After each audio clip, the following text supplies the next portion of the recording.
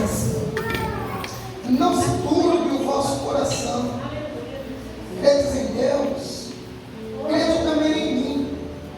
Na casa de meu pai há muitas moradas. Se não fosse assim, eu teria dito a vós: eu vou preparar-vos lugar. E quando eu for e vos preparar lugar, eu voltarei novamente e vos receberei para mim mesmo, para que onde eu estiver, ali possa estar vós também.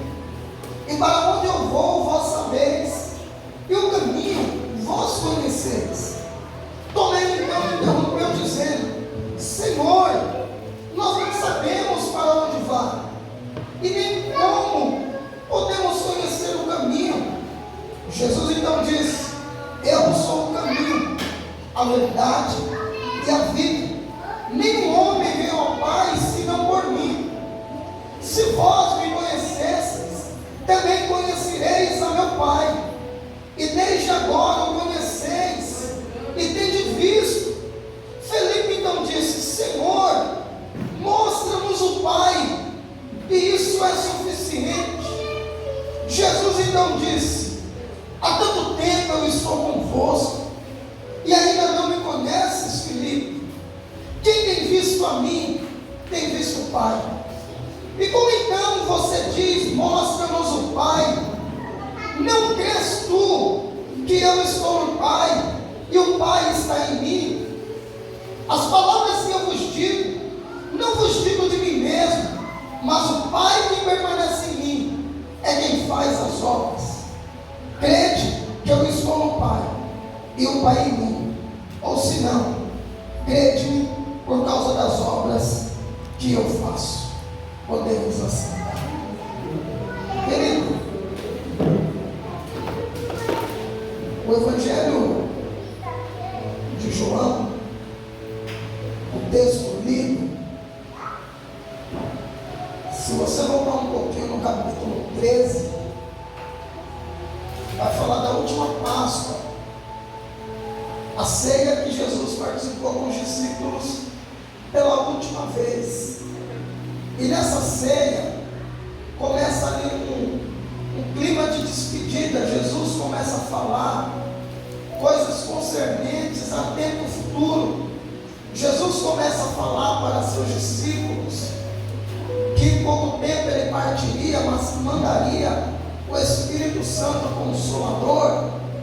E agora na mesa de ceia eles começam a se angustiar muito.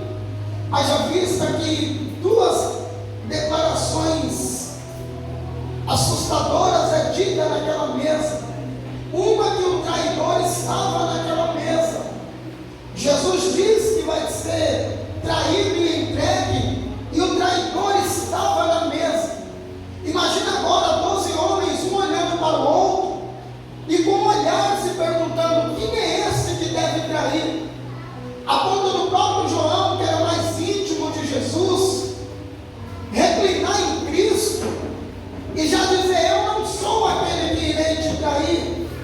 E Jesus então vai declarar que aquele que pegasse o pão molhado e em seguida Judas que recebe esse pão. E aí toma aquele clima de mistério com tristeza, e Pedro vai, não entendendo ainda o plano de salvação, vai dizer: Jesus, mas de maneira nenhuma eu deixarei que o Senhor morra. Pedro estava pensando na morte física, aonde os fariseus, os sacerdotes, desejavam a morte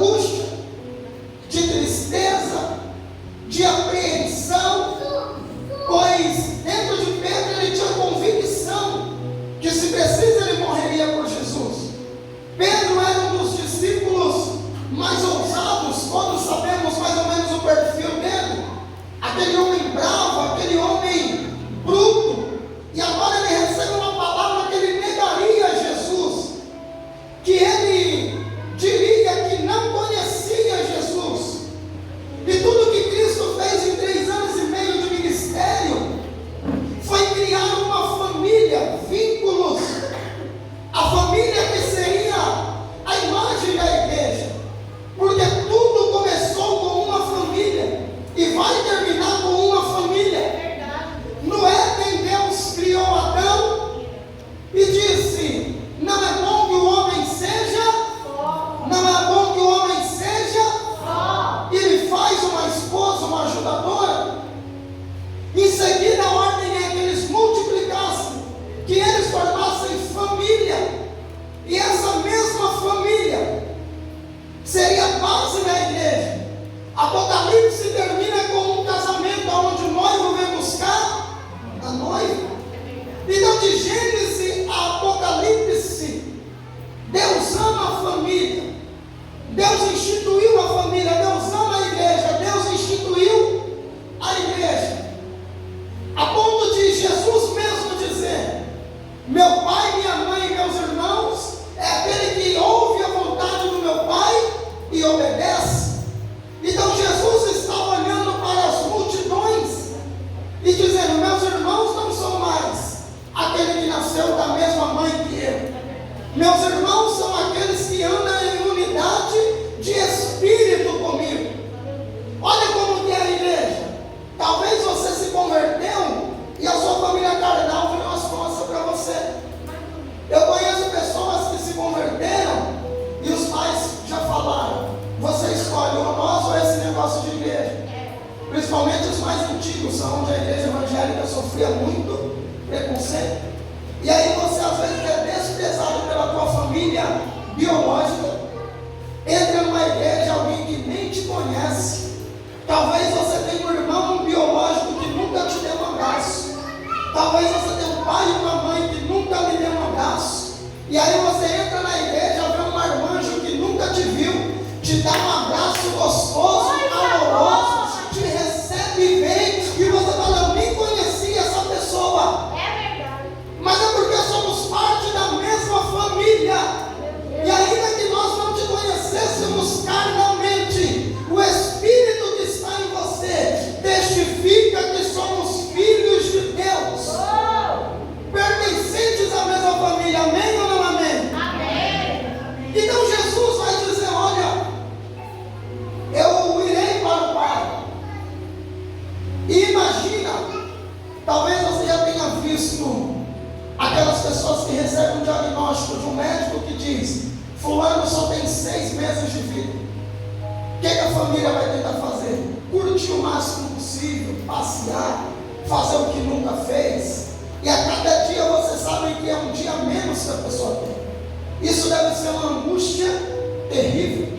Imagina uma pessoa nos Estados Unidos condenada à pena de morte. Tem o dia e a hora daquela pessoa morrer. Jesus estava nesse clima. Tinha um dia determinado de ele ser entregue. E vai bater um clima horrível no meio da equipe de 12. Por quê?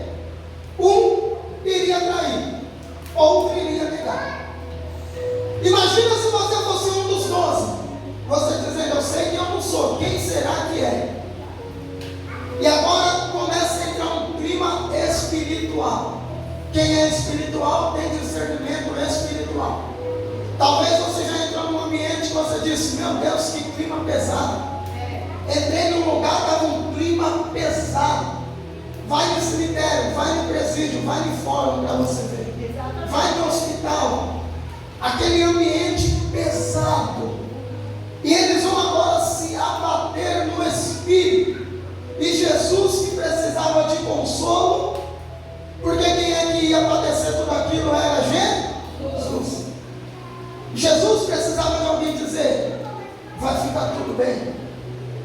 Só que todos estavam abatidos. E Jesus vai até eles tentando consolá-los. Olha que coisa tremenda. Todas as vezes que você estiver abatido, triste, magoado, e talvez dizendo: eu estou abandonado, ninguém me entende. Jesus entende o que você está passando, porque Ele passou exatamente por isso. Não tem coisa pior do que se sentir abandonado na hora em que você mais precisa. Só que Jesus não se fez de vítima. Ele entendeu que aquilo fazia parte do propósito. Diga para o teu irmão, faz parte do propósito. Diga para ele, ainda que doa, às vezes vão te abandonar, às vezes vão lhe virar as costas, para você entender que não é sobre você, é sobre o propósito de Deus na tua vida. Jesus vai dizer, olha, não se turbe o vosso coração. E o que Jesus quer dizer no original do texto? Não se angustie o vosso coração. Turbar é no sentido de angústia, medo de morte. Turbar é muito mais do que triste. Jesus não vai dizendo não fique triste, não, ele vai dizendo não se turbe. Porque você já percebeu que quando você está passando por um problema, a tendência é você focar naquele problema. É verdade. E um abismo chama outro. Quanto mais você pensa em solidão, mais sozinho você se sente. Quanto mais abandonado você pensa estar, menos o teu telefone toca alguém te oferecer ajuda. Quanto mais você foca nos teus problemas, eles começam a te consumir. Você já viu aquele filme de areia movediça? Quem já viu aí? Diga aí. Quanto mais a pessoa se mexe, mais ela afunda. Quanto mais você pensa no teu problema, mais ele te engole. Jesus estava dizendo, não angustie o teu coração. Crede em Deus, crede também em mim. E isso é muito forte. Porque eles estão, com certeza aqui todo mundo já foi em algum velório. Aquele lugar onde fala-se pouco, palavras em um tom mais baixo, aquele clima que você não sabe o que fala para o familiar, porque uma hora dessa não tem palavra que possa confortar. E Jesus está vivendo um clima de velório antecipado. E ele vai dizer, não angustie o vosso coração. Que palavra é essa? Ele que precisava ouvir foi quem falou. Porque tudo aquilo que você está passando aí dentro, o Senhor conhece. As tuas guerras, o Senhor conhece. Ninguém disse que estava turbado, mas ele sabia que o inimigo ia aproveitar dessa porta para lançar um clima de angústia e medo no meio deles. O inimigo só precisa de uma brecha desse tamanho para colocar uma teoria da conspiração contra você. E aí você acha que tudo de ruim acontece com você. Sabe aquele dia que você fala, se um cachorro vier fazer xixi em alguém, vai ser em mim. O cara passa na poça de água, espirra água em você. Você fala, ó dias, ó céus, tudo de errado resolveu acontecer comigo. E aí começa uma teoria na sua mente. E aí você desenterra coisas lá do seu passado. E tudo que te prende ao passado te impede de avançar para o novo de Deus. Você tem que resolver as tuas emoções. Você tem que resolver os teus sentimentos. Você tem que deixar de remoer aquilo que você não pode alterar. Sabe o que eu aprendi? Não desperdiçar energia naquilo que eu não tenho controle. Tem gente que sofre por antecipação. Sim ou não? A previsão diz que amanhã vai chover. Aí ele já está preocupado hoje, porque ele tinha roupa para lavar amanhã. Ele já está estressado hoje. O que foi, fulano? Eu ia lavar roupa amanhã, mas vai chover. Jesus certa feita disse, basta cada dia o seu mal. A tua preocupação não aumenta 1 centímetro na tua altura. O que ele quer dizer com isso? Amanhã vai chegar. E o mal ou o bem que chegar amanhã, você sofra ou glorifique amanhã. Eles vão receber essa palavra, não se angustie. E aqui eu tenho certeza que tem gente que nunca sentiu angústia. Você já pode ter sentido tristeza, porque às vezes a gente quer se fazer de vítima, sim ou não? Sim ou não? Bate o dedinho na quina do guarda-roupa, o mundo já está acabando. Um amigo não fala mais com você, acho que eu estou com depressão. Depressão só para as coisas boas. Continua comendo, continua indo para a festa, continua fazendo tudo. Aí para trabalhar, estou cotizando. Vai para a igreja, estou cotizando. Chama para ir para a festa, aí eu estou com ânimo. Você não está com depressão, você pode estar com conflito, pode estar com problema emocional, pode não estar sabendo direcionar as suas emoções. Angústia é diferente, queridos. Angústia é um estado vazio. Angústia é você receber a notícia que alguém da tua família partiu.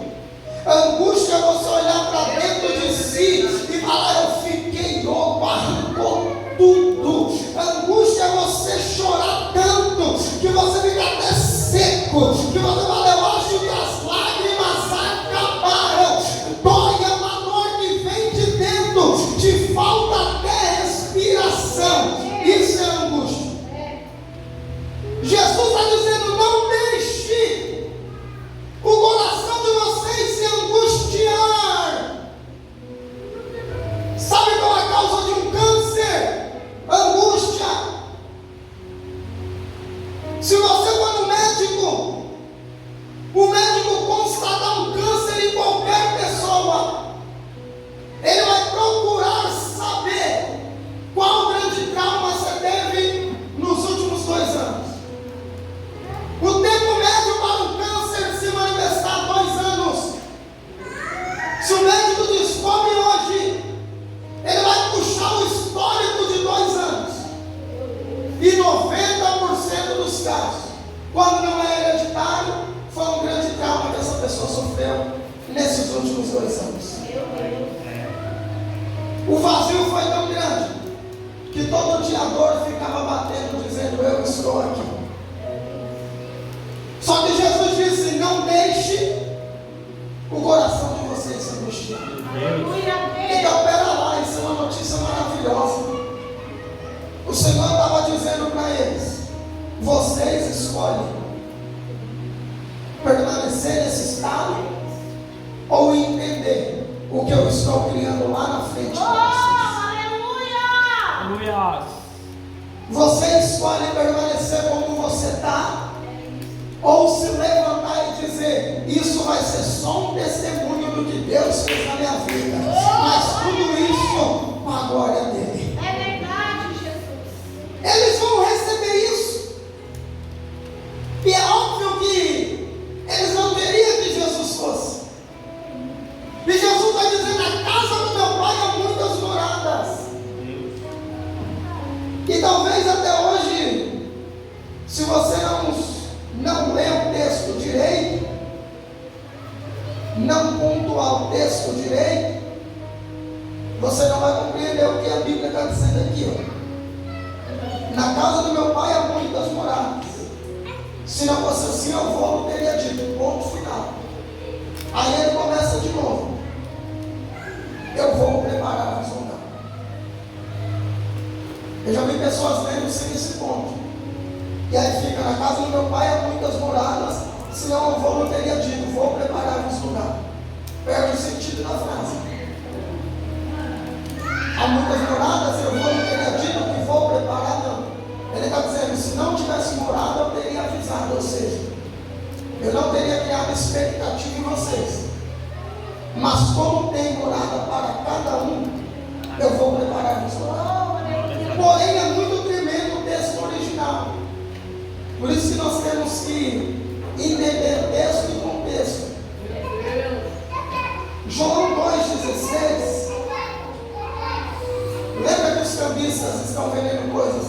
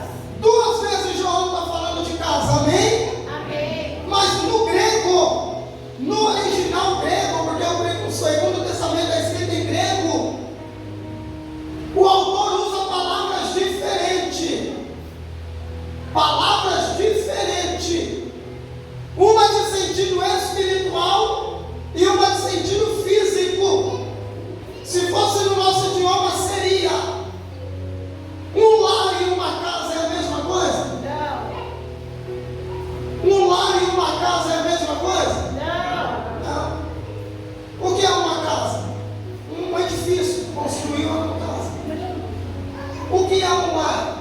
Uma família pode não ter nenhuma casa, mas se ela tiver em unidade, tiver em amor, tiver em espírito, ali é um lar. Uma casa pode ser uma mansão, porém cada um do seu lado, dividido em guerra, sem paz. Isso é um lar? Não, é uma casa. Pode ter uma família debaixo de uma ponte agora, dentro de uma barraquinha, passando um processo, mas está unida em Deus. Ali é um lar. Então em João 2, olha que tremendo, presta atenção. João vai usar o termo oikov do grego, que quer dizer casa de alvenaria. Ele estava dizendo do templo mesmo. Oikov, casa de alvenaria, casa do meu pai, não é um covil de ladrões, ou seja, um templo. Porém, agora em João 14, ele já não vai usar o oikov, ele vai usar oikia. Oikia, que quer dizer família ou comunidade. Meu Deus. E aí muda o texto de João 14 todinho, É verdade. para você entender. Porque talvez tem gente que pensou que esse sentido é lógico, todo mundo aqui deve imaginar como é o céu, sim ou não? Sim. Imagina um monte de coisa. Arroz de ouro, vou andar, vou saltitar, não sei o quê, vou passear direto, vou em tal rua. A gente imagina um monte de coisa. A gente imagina, por exemplo, como que deve ser. É verdade. Eu vou dormir, vai ter cama, vai ter casa, como que é isso? Aí você liga João 14, Deus falando, Jesus falando que há muitas moradas, e o pessoal, opa, então vai ter o número da minha casa lá, ó, casa tal, quarto tal, vou morar com a minha família na minha casa lá. Será que minha casa vai ser uma mansão? Será que vai ser um duplex lá no céu? Não. João aplicou oikia, família ou comunidade. Na família do meu pai. Aleluia. Não, você não entendeu. Meu Deus. Na família do meu pai. Quem é a família de Deus? A igreja. Na igreja, no corpo do meu pai, há muitas moradas, ou seja, tem espaço para todo mundo. É físico. Olha quantas cadeiras vazias. Imagina no céu. Aí meus testemunhas de Jeová dizendo que é 144 mil. Tem agora, Jesus está dizendo, há muitas moradas, incontáveis moradas. Tem lugar para todo mundo. E o porquê isso? Lembra da mãe de Tiago e João? Quem lembra? Diga eu. Você lembra nada, mas falou o que eu pedi. Ela disse assim, Jesus, nem sabia que ele chamou. Permita-se um sentar à direita e o outro à esquerda. Aí quem que começou no meio deles? Achar que teria lugar de privilégio ou vagas contadas. Porque nós somos assim. Você quer chegar numa festa no final da festa? Você fala, vai que não tem mais cadeira para sentar. Sim ou não? Depois que nós passamos os 30, nós só temos uma cadeira. É assim ou não é? Depois que nós passamos os 30, se pudesse, nós saímos um banquinho portátil. Na onde chega, quero estar sentado. E aí imagina, Jesus está dizendo na família do meu pai, para você nunca mais esquecer desse texto. Há muitas moradas, eu vou preparar-vos lugar. Mas espera lá, então o céu não está pronto? Não, Jesus estava apontando de caminho. Eu vou fazer o caminho. Eu vou inaugurar o lugar. Jesus é a primícia dos mortos, o primeiro dos mortos. Amém? Tudo é nele. O cordeiro que foi sacrificado desde a fundação do... Antes de Cristo nascer, ele já tinha sido sacrificado. Antes dele ser concebido por Maria,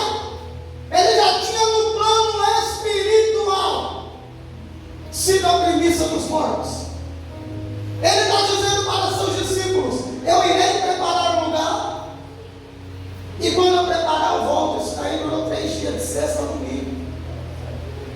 3 dias ele não está falando do arrebatamento final. Lá em João 20:19, os discípulos estão trancados dentro do cenáculo, portas fechadas com medo. E o cenáculo era um lugar mais ou menos desse tamanho. Eu estive lá em Jerusalém em outubro, e até hoje a construção parecido com esse lugar aqui. E eles com as portas fechadas, que foi o local da última ceia. E Jesus aparece no meio deles com as portas fechadas. Entrega uma revelação para o teu irmão. Diga: Deus não precisa de porta aberta. Deus não precisa de porta. Ele é a porta. E com porta fechada ele se manifesta. É Deus de provisão. Talvez você entre aqui dizendo: Pai, eu preciso de uma porta. Ele está dizendo: Não, eu sou a porta. Quem entrar e sair por mim, entrará, sairá e encontrará pastagem. Ou seja, nele não te falta nada. E Jesus entra. E ele se apresenta dizendo: Paz seja convosco. Todo mundo com medo de morrer, e ele diz: Paz seja convosco. Aqui todo mundo atribulado, e ele disse: Não se turbe. Tem hora que você fala: Eu acho que Jesus não está vendo o que eu estou vivendo. Quem nunca falou isso? Acho que eu vou com uma placa assim em mim, um letreiro luminoso, dizendo: Deus me vê. Acho que eu vou fazer aqueles aviões que passam na praia com aquela bandeirinha escrito: Pai, olha a minha luta. Mas Jesus conhece o seu interior. Antes da palavra chegar na tua boca, ele já sondou teu coração. Está visitando, acalmando essa guerra e colocando algumas coisas no lugar. Posso ouvir um amém? Amém. E aí, queridos, ele vai dizer: Eu irei. E quando eu preparar, eu voltarei. Aí talvez você pensava: Mano, Jesus está construindo uma parte de casa no céu, não demora. 2000 anos. Nem o pedreiro lá da minha rua falou que ia preparar, voltar, e até agora nada. O céu já está pronto, querido. Lá já está tudo pronto. Foram 3 dias. Ele voltou, apareceu aos 12. Estava tudo pronto. O paraíso foi inaugurado ali. E por que ele ainda não voltou? Aí é um arrebatamento, a sua segunda vida, o raio paz. Aí é outra história. Deus não está preparando o céu, está preparando você e eu. Se ele tivesse voltado 2 anos atrás, quantas pessoas que hoje servem não serviram? Se ele tivesse voltado lá 5 anos atrás, talvez você estava no mundo, não estaria salvo hoje.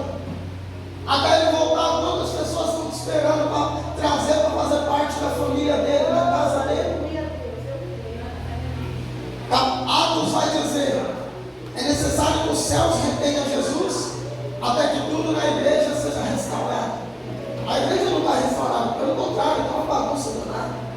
A igreja, o corpo dele na terra, as pessoas na igreja. A Bíblia diz que um reino dividido contra si não subsiste. Já estamos vivendo homens amantes de si mesmo, que quer ouvir o que lhe agrada. Já estamos vivendo doutrinas que não é do Senhor. Já estamos vendo igrejas inclusivas tirando versículos da palavra que vai contra práticas que Deus abomina. Já temos visto. O que é a restauração da igreja? Unidade de pensamento. É independente da doutrina do Deus e amor, é independente da doutrina da vida plena, é nós olharmos para o alvo que é Cristo, sermos todos um só, como Cristo é um com Deus, amém? Amém. Então Jesus diz assim: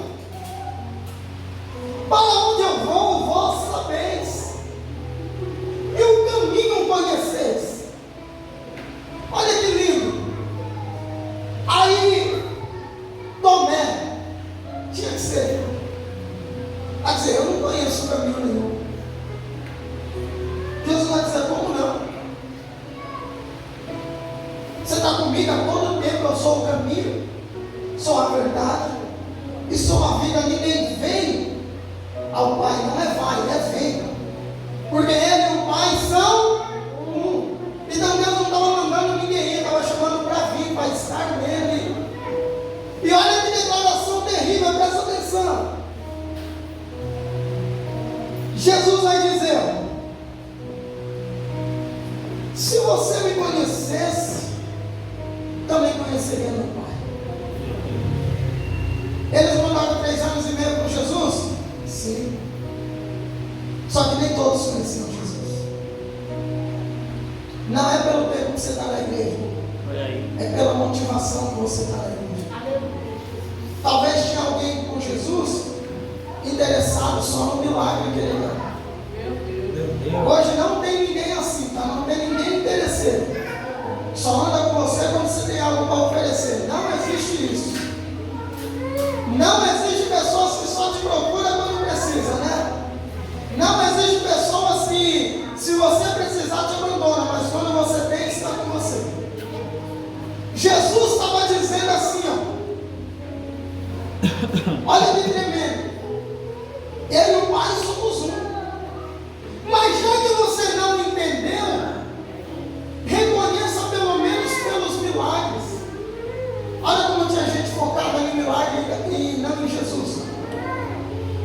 Queridão, milagre é bênção. Nós somos uma igreja de milagre. Falar em mistério é extraordinário. Receber profecia é maravilhoso. Ver anjo é coisa linda. Mas nada se compara a Jesus.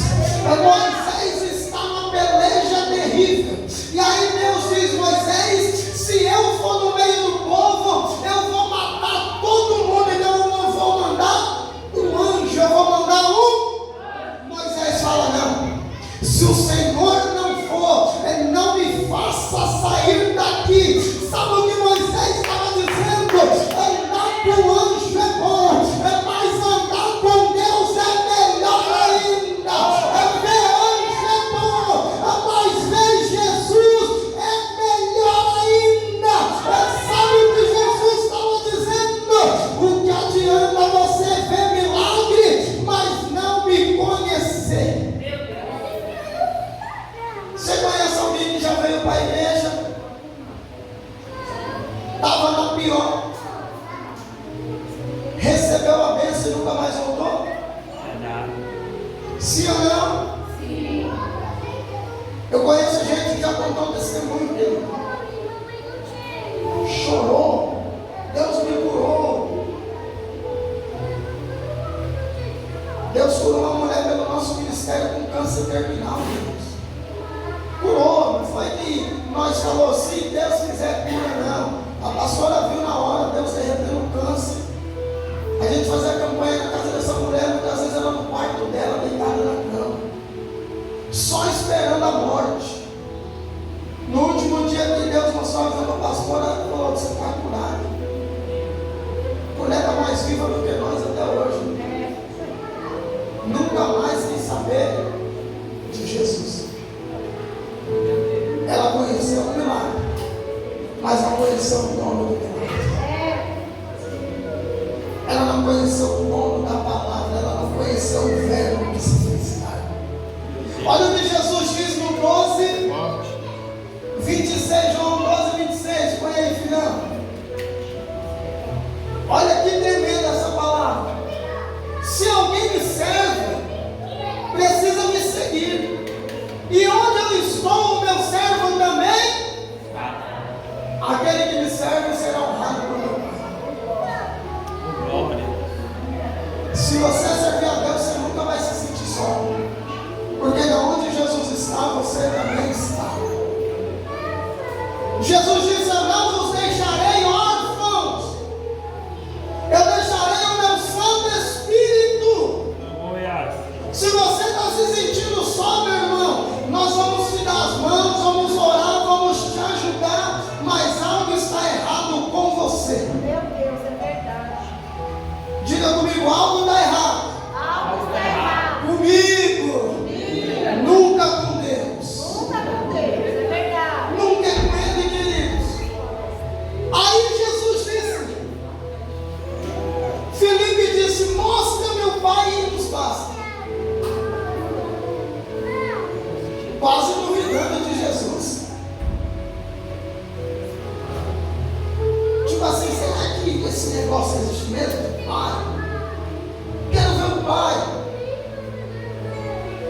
Aí Jesus fala: eu estou tanto tempo com vocês, e você tem coragem de me pedir para mostrar o Pai. Meu Deus. Eu não vim aqui para mostrar eu mesmo não, Felipe.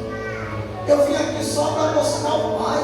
Quem me vê o Pai. Jesus nunca disse que era sobre ele. Quando ele realizava um milagre, ele dizia: Pai, graças te dou. Ele poderia só fazer um milagre, mas ele estava dizendo: não é por mim, é tudo por ele. Ele não sou eu, é tudo dele. Olha que coisa. Tem gente que está na igreja e não conhece o Deus da igreja. É de cair o queixo. Era para você cair se tivesse pé, ainda bem que você está sentado. Mas até hoje tem gente que está anos na igreja e não teve uma experiência real com Deus. Porque ele vem, sabe com qual expectativa? Quando que eu vou montar minha bênção? Ele está com tanta expectativa de contar uma bênção, aí a bênção não chega. Pelo fato da bênção não vir, ele acha que Deus não está com ele. E aí ele entra ano ensaiando, entra ano ensaiando, entra ano ensaiando. Meu Deus. Jesus disse: olha, eu termino. Olha o que Cristo disse: o que eu digo, eu não digo de mim, eu digo do Pai. E olha o versículo 11 do capítulo 14.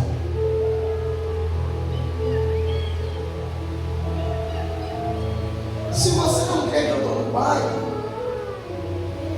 crê pelo menos por causa das obras. Meu Deus.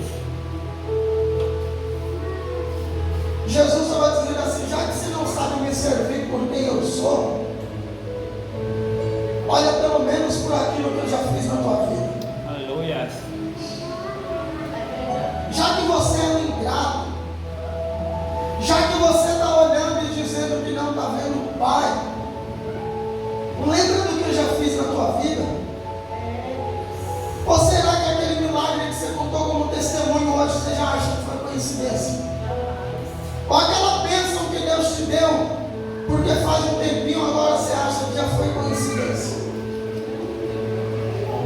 E aí Jesus finaliza dizendo: se vocês terem obras maiores farão.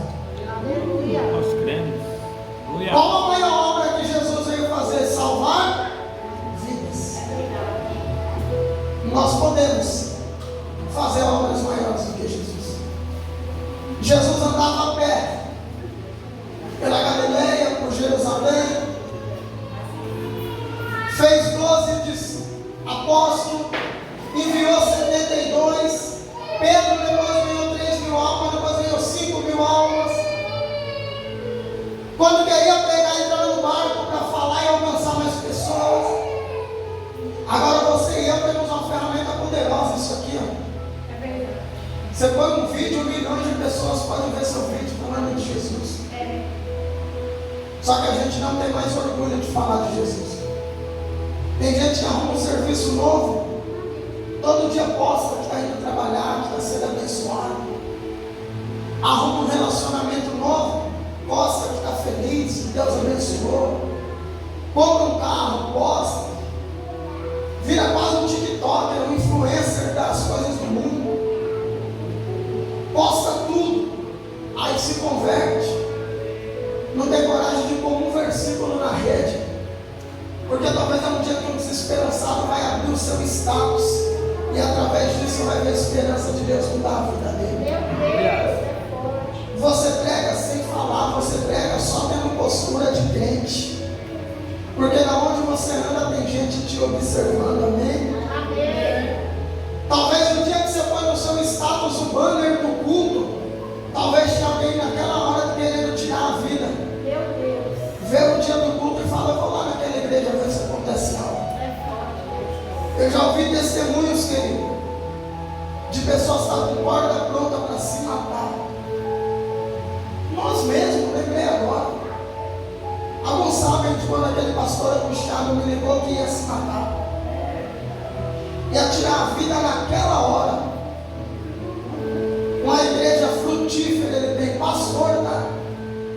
Uma igreja abençoada. Quem via por fora aquele homem fala, o cara está cheio de Deus. Sempre sorridente, mas escondendo uma depressão profunda por dentro. E ele me ligou chorando e dizendo, deixei minha mulher em casa com a minha filha, deixei a Kombi da igreja arrumando, e estou aqui numa ponte para me jogar e me matar agora. E para a glória de Deus, nós somos ferramenta. Que através de 1 hora de conversa no celular, aquele homem não fez aquela tragédia. Levamos aí para o encontro com Deus ainda, foi curado, restaurado, continua bem com a igreja dele lá. Não quis permanecer mais no celular, amém. Mas foi curado, restaurado. Visitamos ele na outra semana, fizemos o acompanhamento. E através do que ele me achou, ele disse, pastor, eu vejo o que Deus está fazendo na tua igreja através do seu Facebook. O que Jesus disse aqui? Se não crê por mim, crê pelas minhas obras. Aí alguém abre a rede social, vai ver o que no seu Face. Como eu seria se eu fosse um animal? Tem crente que faz esse joguinho, gente. Só para você rir, descontrair um pouquinho. Como eu seria se eu fosse uma mulher? Um varão fazendo isso. Converti. Com vontade.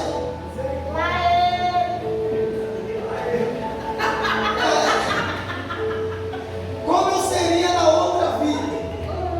Como eu seria se eu fosse rico? Para com isso, seja crente na boa, rapaz. Como eu seria se fosse crente. Como seria meu nome de não sei o que? Para com isso. Você pode fazer obras maiores, amém? E lembre disso. Na casa, o Iquia, na família de Deus,